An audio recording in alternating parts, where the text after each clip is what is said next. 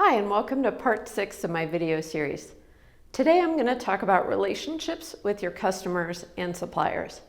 Now, if you're in the service industry, you might think, well, sure, I have some suppliers, but no one that's really critical. I mean, I've got my IT people, I've got my landlord, I have the people that, provide paper and computers and things like that. Well, if you're in the service business, your suppliers are actually your employees and your contractors.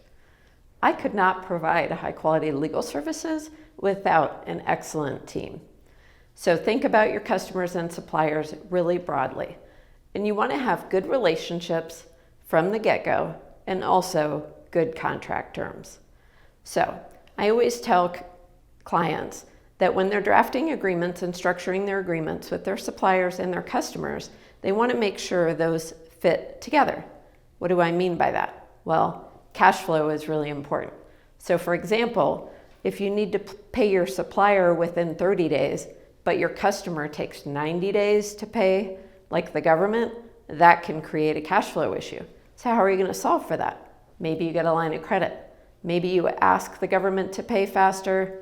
Not sure if that's going to work. Maybe you tell your vendor that you need 90 days to pay because it's going to take you 90 days to get payment from your customer. So think about those terms. Also, warranties.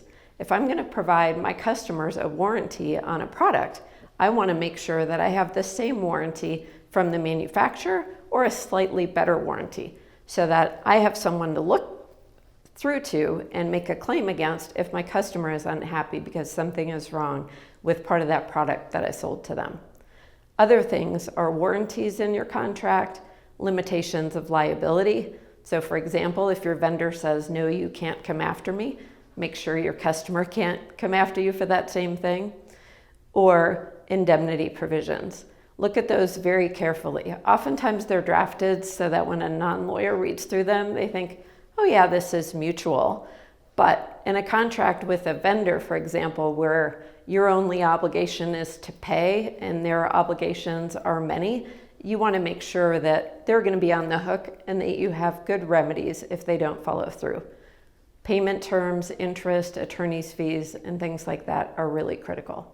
Thanks for listening.